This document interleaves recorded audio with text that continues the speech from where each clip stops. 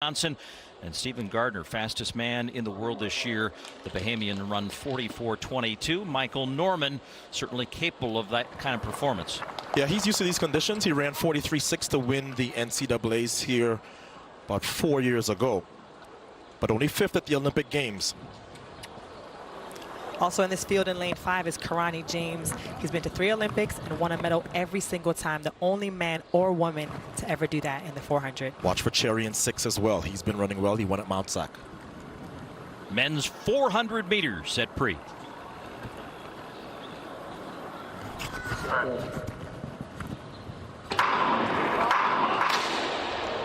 Uh-oh. And Matthew HUDSON-SMITH in lane 8 didn't move at the gun. well, I was going to say, I was surprised they held him in the, the first position so long. Like they were just sitting there. Everybody was settled. I was like, why are they taking so long to say set? So I was surprised that there was a callback everybody could hear.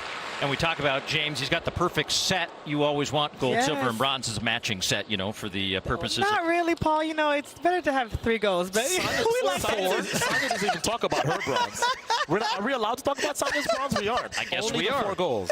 Only after a potential false start.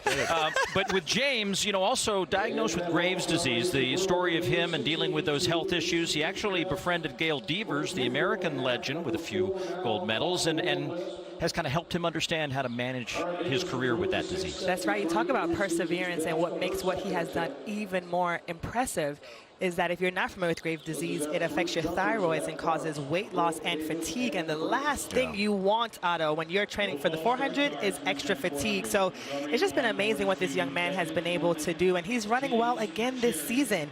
He's phenomenal. Also in this field in lane 7 is Jereem Richards.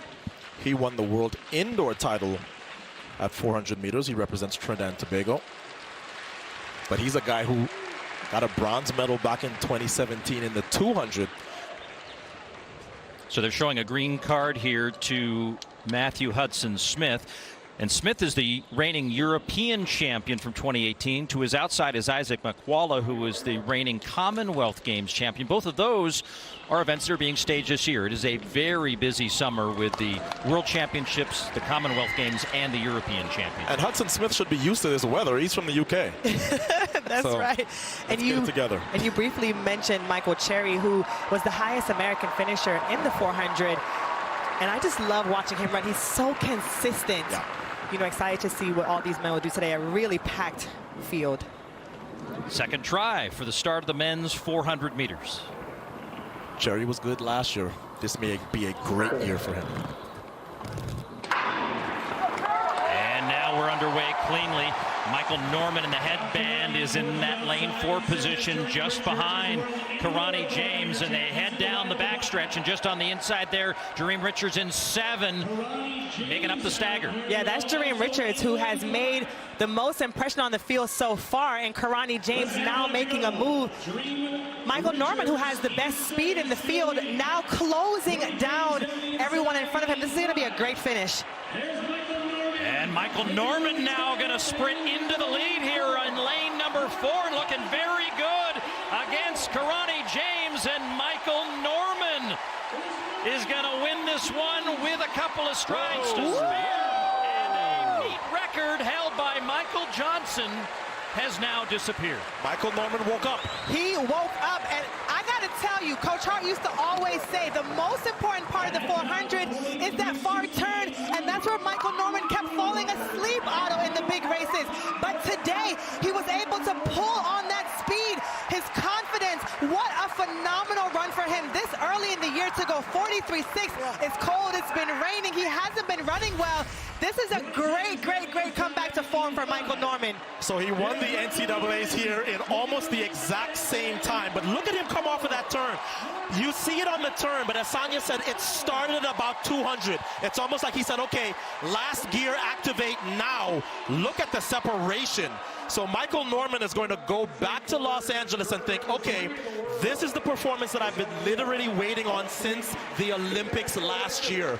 Lots of confidence for the young man on your screen. That's the best time he has run in over a year. And not only was that a meet record, fastest time in the world this year by more than 0.6 of a second. Wow. Yeah, that was phenomenal. Yeah, not an early statement, but perhaps a good sign of things to come for Michael Norman as he takes the win here in 43-60. James and Hudson-Smith finishing in third, but Michael Norman now down with Lewis Johnson. Lou? All right, Michael, Sonia and Otto both said it, that you woke up.